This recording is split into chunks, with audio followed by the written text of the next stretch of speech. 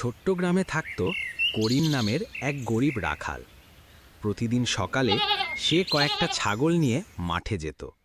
রোদ হোক, বৃষ্টি হোক কিংবা ঝড়, সব কিছুর মাঝেই সে পরিশ্রম করত। কিন্তু করিমের মনটা ছিল স্বপ্নে ভরা।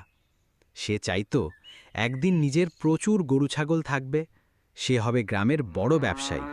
একদিন মাঠে ছাগল চরানোর সময় হঠাৎ রাস্তার পাশে একটি ব্যাগ দেখতে পেল। কৌতূহল নিয়ে ব্যাগ খুলে দেখে ভেতরে অনেক টাকা। প্রথমে আনন্দে উচ্ছ্বসিত হয়ে গেল করিম, কিন্তু কিছুক্ষণ পরেই মনে হল এটা তো আমার নয়, অন্য কারো কষ্টের টাকা। সৎ সিদ্ধান্ত নিল করিম।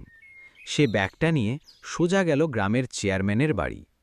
চেয়ারম্যানকে বলল, চাচা, রাস্তার পাশে এই ব্যাগটা কুড়িয়ে পেয়েছি। চেয়ারম্যান বিস্মিত হয়ে বললেন, তুই এত সৎ? আজকাল তো এইরকম মানুষ খুঁজে পাওয়া কঠিন। করিম ব্যাগ জমা দিয়ে নিজের বাড়ির পথে রওনা দিল।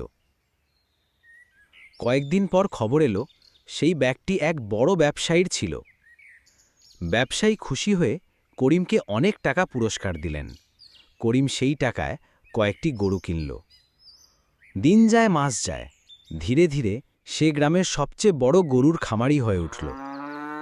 করিম প্রমাণ করল, সততা থাকলে একদিন ভাগ্যও বদলে যায়।